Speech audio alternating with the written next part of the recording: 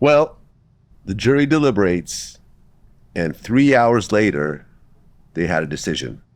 For a murder case, that's pretty quick. I don't know if they even made 3 hours, because they did about an hour on the first night because they had to get all the evidence presented when they stepped out. So that takes a while. Then they have to elect a foreman.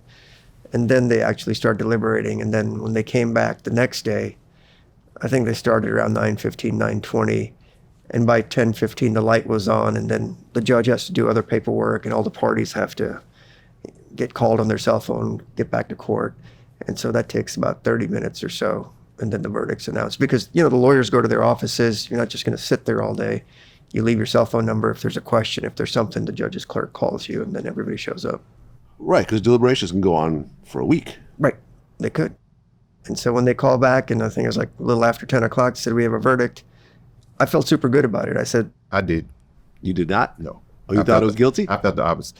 I'm not going to say I felt it was guilty, but normally from watching crime shows and shit like that on TV, when the jury comes back that quick, normally it's bad for the defendant. So when they came back so fast, I looked over at Manny. I'm like, Manny, is it good or bad? And he was like, calm down, calm down. I seen it go both ways. And so, I tried my best to calm down and went in there and, and stood up and received my not guilty verdict. I mean, leading up to them actually giving the verdict, was that like the scariest few minutes of your life? Vlad, because you're facing life. Vlad, I've been through a lot.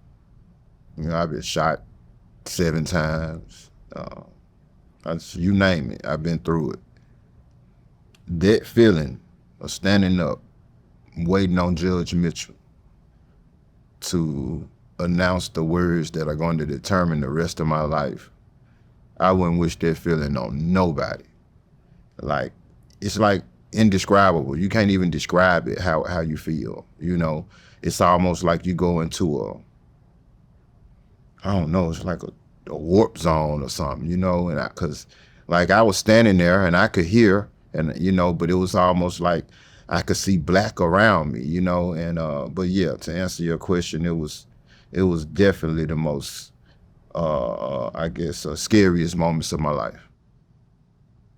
The judge read not guilty on all counts. How'd you guys react? Well, if you watch the verdict, the first not guilty, I gave no reaction because I knew I had 2 counts. So the first one meant nothing to me if I got convicted on the second one. Conspiracy still carried up to 40 years, which for me is still life. And so that's why you didn't see a reaction from me till after the second not guilty verdict. And when she said the second not guilty verdict, I was just happy as shit. I was, what I'm saying? Like, I can't even tell you, what I'm saying? I think I was more happy for my son than I was for me. Yeah. Well, Manny, you pretty much took this case on pro bono because Hernandez did not have the money to pay you, which you usually get paid. I don't mean to interrupt you right there. Go ahead. I did have some resources. I just didn't have all the resources. Right. To cover what this man here is worth. Right. You're talking about multiple lawyers. You're talking about, investigators, paralegals, all everything, the filings. All of that. I've gone through enough. Hotels. All of that. Yeah. You didn't have that type of money. Yeah, I did. Most people don't. Yeah, most people don't. If a person off the street. That's a $500,000 case here. Yeah, that's what I'm saying. Yeah. So is that about how much that case would have cost for a person off the street? Probably more for us because I had 4 lawyers on it, 2 investigators, paralegals. I mean, we shut our office down for about 3 months, at least 3 solid months at the end. We were working on it throughout, but there was just so many documents that we have to go through hand by hand. AI doesn't get it done for me.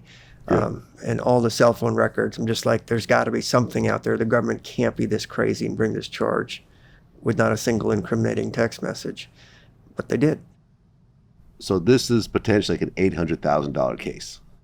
Yeah, easily or more. It depends on where $1 it is. million case. Yeah. $1 million case.